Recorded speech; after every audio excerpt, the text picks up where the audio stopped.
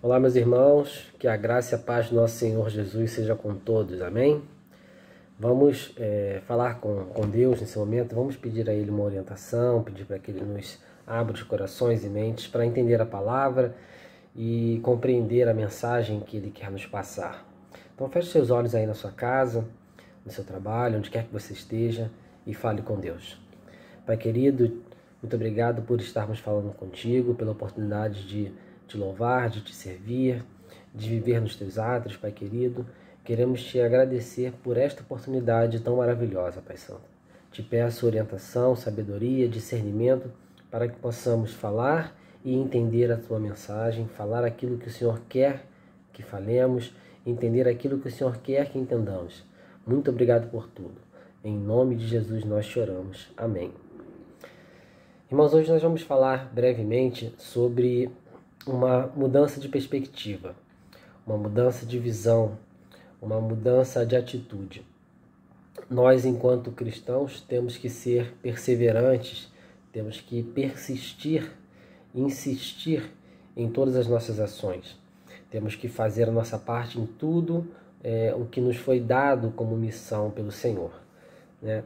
E nós vamos falar sobre um texto que é muito conhecido dos irmãos e que trata daquele momento pós-ressurreição de Jesus, em que ele se encontra com alguns dos discípulos pescando. E a gente vai tentar tirar algumas coisas importantes ali para a nossa vida desse texto. Então, onde você estiver aí, abra sua Bíblia no livro de João, capítulo 21. Nós vamos ler dos versículos 1 ao 6. João, capítulo 21, versos 1 ao 6. Eu estarei lendo aqui, os irmãos podem acompanhar em suas Bíblias. Então diz assim o texto. Depois disto, manifestou-se Jesus outra vez aos discípulos, junto do mar de Tiberíades, e manifestou-se assim. Estavam juntos Simão Pedro e Tomé, chamado Dídimo, e Natanael, que era de Caná da Galileia, os filhos de Zebedeu e outros 2 dos seus discípulos. Disse-lhe Simão Pedro, vou pescar. Disseram-lhe eles, também nós vamos contigo. Foram e subiram logo para o barco, e naquela noite nada apanharam. E sendo já manhã, Jesus se apresentou na praia, mas os discípulos não conheceram que era Jesus. Disse-lhes, pois, Jesus, filhos, tendes alguma coisa para comer? Responderam-lhe, não. E ele lhes disse, lançai a rede para o lado direito do barco, e achareis. Lançaram-na, pois, e já não a podiam tirar pela multidão dos peixes. Bom, nesse momento nós vemos aqui uma fase pós-ressurreição, né, em que Jesus encontra com os discípulos. Uma das muitas vezes em que Jesus se reencontrou com eles pós-ressurreição. E vemos que os discípulos não reconheceram Jesus, né, como acontecia normalmente naquele período. E eles estavam numa missão para trazer alimento, para pescar. Passaram a noite toda pescando e nada conseguiram. Enfim, chega Jesus, se apresenta, mesmo sem ser reconhecido, dá uma ordem que é seguida. E após o cumprimento dessa ordem, eles finalmente alcançam êxito em pescar e pescam de maneira que sobra.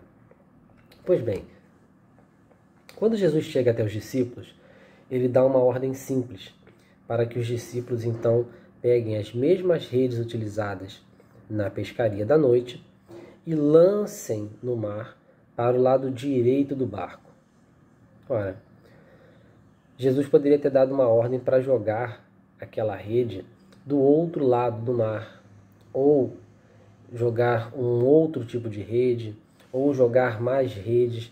Jesus poderia ter dado ordem para que os discípulos fizessem muitas outras coisas diferentes daquilo que já tinha sido feito antes. Mas Jesus, de uma forma muito sábia, manda que os discípulos joguem a mesma rede no mesmo local, apenas mudando a direção, mudando o lado para o qual eles jogavam essas redes. E então, jogando essas redes, eles pegaram peixe de maneira que quase rompeu as redes, né? E por que Jesus então mandou que os discípulos jogassem do outro lado do barco e não do outro lado do mar? Por que Jesus fez isso? E a gente vai tentar entender o porquê disso e ver como isso se aplica nas nossas vidas, né? Primeiro motivo pelo qual Jesus pode ter feito isso, que a gente pode tirar do texto, é mostrar que o milagre, o impossível, é Ele quem faz. É Jesus o autor daquilo que parece impossível aos nossos olhos e não nós mesmos. Eles jogaram quase que no mesmo lugar, quase que no mesmo ponto, mudando apenas a direção do barco.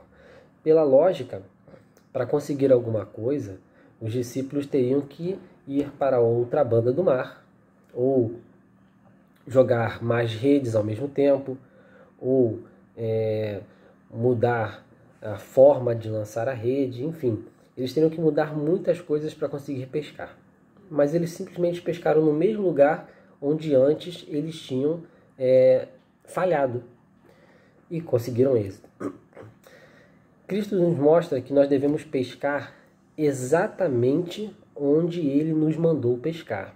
Ou seja, meu irmão, se Jesus mandou que você fosse a um determinado lugar realizar determinada obra, é neste lugar que você deve ir e é esta obra que você precisa edificar.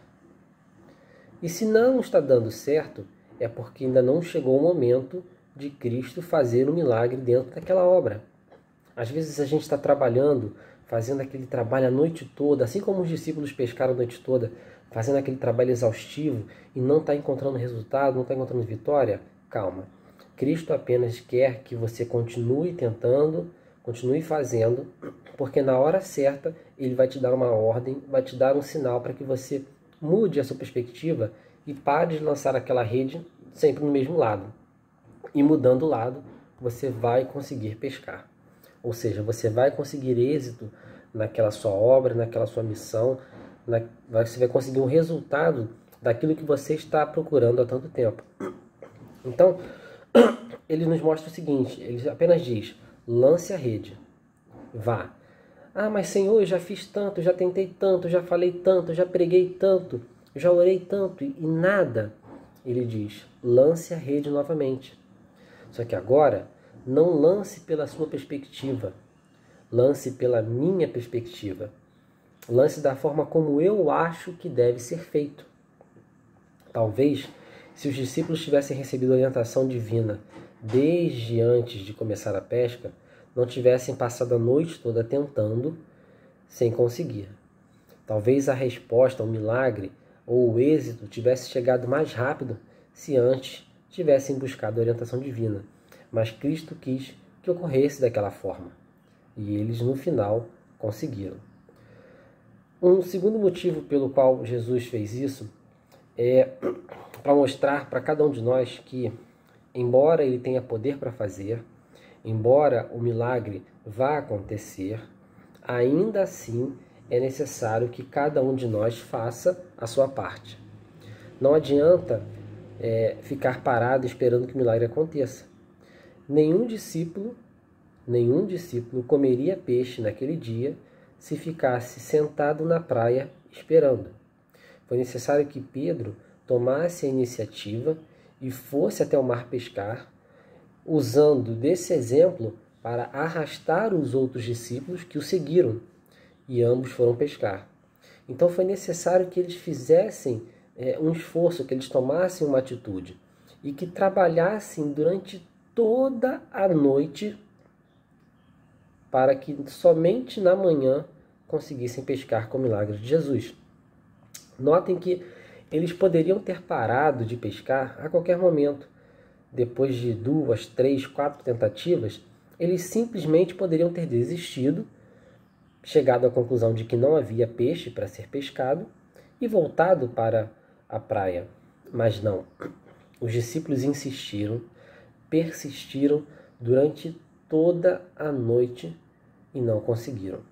Mas eles tentaram, eles lutaram, eles batalharam, eles fizeram a parte dele até o final. Então Jesus quer que a gente se esforce durante todo o tempo. Os versículos que a gente leu aqui dizem, e naquela noite nada apanharam. Foi uma noite inteira de batalha. Isso para uma coisa que parecia ser impossível, porque uma pessoa normal, qualquer um de nós, tentaria durante 10, 15, 20 minutos, meia hora no máximo e desistiria. Mas Deus quer que você não desista da sua batalha. Deus quer que você não desista de lançar a rede. Calma, na hora certa o milagre vai acontecer e a sua rede voltará do mar cheia de peixes. Mas você não pode parar de tentar. Ora, Jesus poderia ter aparecido para os discípulos no meio da noite, ou meia hora depois do início da pesca, e acabado com tudo de uma vez. Mas ele precisava ver até onde iria a persistência daqueles discípulos, até onde eles iriam tentar, por quanto tempo eles iriam trabalhar para alcançar seus objetivos. Nada é fácil na nossa vida e também não deve ser, porque senão a gente não valoriza. Eu tenho certeza que os discípulos ficaram muito contentes, muito felizes ao verem que Cristo fez um milagre depois de tanto esforço naquela noite. E assim Deus quer que você batalhe pelas suas bênçãos, lute pelas suas bênçãos, faça a sua parte. Assim como Jacó teve que lutar com o anjo para conquistar a sua bênção, você também tem que lutar por ela, também precisa fazer a sua parte. Ficar parado esperando não vai te levar a lugar nenhum. Então esse é o segundo ensinamento que Cristo quis nos dar ao mandar os discípulos jogar essas redes para o lado direito do barco. Faça a sua parte, que Cristo, na hora certa, virá com a providência divina. Uma terceira coisa que ele quer nos passar é que a obra dele nunca é feita pela metade e nunca tem seus efeitos diminuídos. Quando Cristo faz o trabalho dele, quando Cristo faz a parte dele, a gente percebe facilmente porque nunca é algo pequeno, é sempre grandioso, tão grande quanto o seu próprio nome.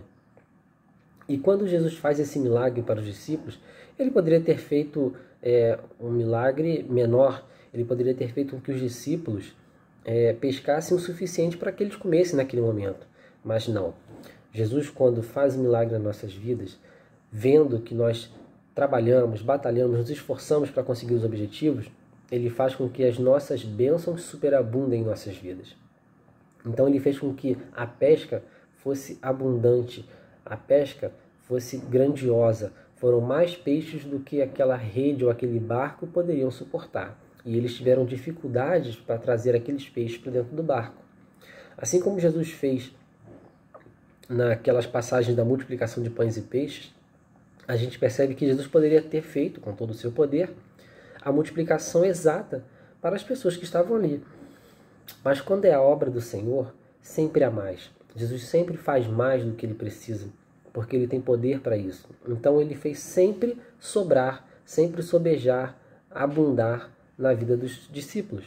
Assim ele fez também nessa pesca, fazendo com que os peixes fossem em maior quantidade do que os discípulos poderiam suportar. E aí sim, eles poderiam fazer o que quisessem, comer, dar, vender, mas, mediante o esforço que eles fizeram, Cristo os abençoou sobremaneira e eles, então, puderam se alimentar. Cristo viu o esforço que os discípulos fizeram e então os abençoou.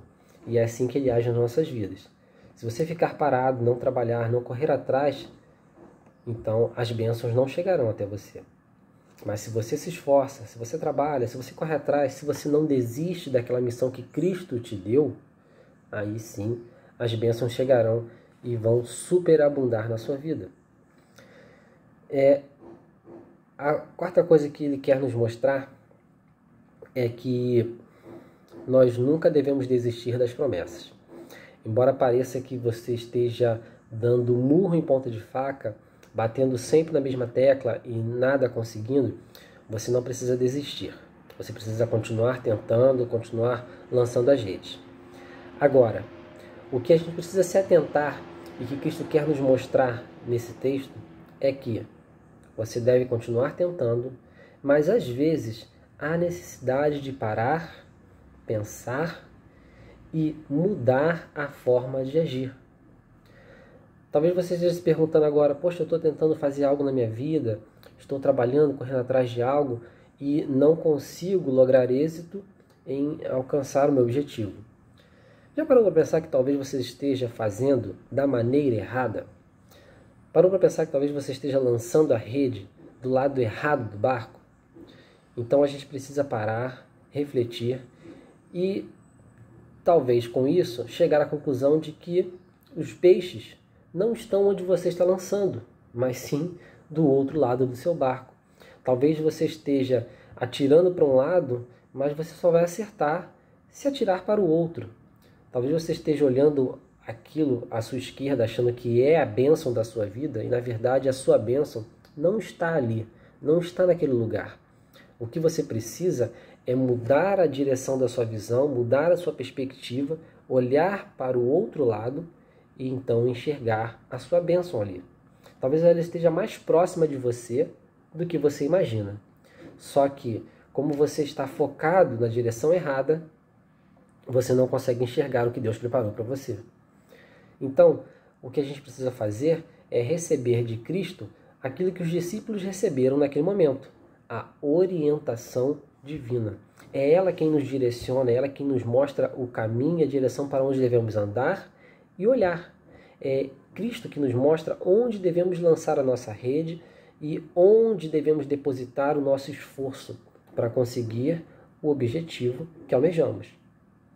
Então, isso vale para muitos setores das nossas vidas, não só para o meio missionário, né? Às vezes a gente empenha tanto esforço em um determinado trabalho dentro da igreja, em algo que a gente acha que tem que ser feito, e na verdade Cristo quer que esse esforço seja direcionado em outro lugar, seja depositado em outro lugar.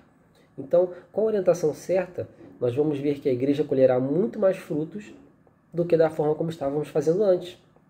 Às vezes um determinado ministério não está dando o fruto que você gostaria que desse, porque talvez você esteja fazendo sem a orientação de Deus e por isso seguindo numa direção equivocada, que em nada vai dar. Mas os caminhos do Senhor são repletos de bênçãos, são repletos de frutos, e quando os seguimos, nós os colhemos. Então precisamos apenas, às vezes, mudar a perspectiva. E Cristo está dizendo isso para você hoje. Se nada está dando certo, se a sua rede está voltando vazia, mude a sua perspectiva, mude a direção, mude a sua visão, mude a forma de você olhar as coisas. E aí sim você pode conseguir o objetivo. A gente costuma dizer que na ciência é burrice você fazer o mesmo método e esperar um resultado diferente. Se você quer algo diferente, seja na ciência, seja na religião, seja na política, faça escolhas diferentes. Procure o que é diferente, não o que é igual. E fazendo metodologias diferentes, você tem grandes chances de conseguir resultados diferentes na sua vida. Então, se você já é cristão e está tomando atitudes que não estão trazendo resultados bons para a sua vida, mude a forma de agir, busque a orientação de Deus para que você tome a direção correta e chegue no alvo desejado. Se você não é cristão, então você precisa fazer não só uma mudança de direção, mas uma guinada na sua vida para andar na direção de Cristo. Se você está vendo que na sua vida os caminhos estão te levando para coisas ruins, para tristezas, para perdas, para decepções, para traições, busque mudar a direção do seu caminho. Vire o volante para o outro lado. Olha para Cristo. Ele tem um caminho iluminado, um caminho bom, um caminho certo, um caminho reto, cheio de bênçãos, preparado para cada um de vocês. Então, mude a sua perspectiva. É Cristo dizendo para você, olha para o outro lado. Muda a direção. Veja o que eu tenho preparado ali para você. Não é aqui o seu lugar, não é essa a sua direção, não é esse o caminho que você deve seguir. O que você deve fazer está do lado de lá.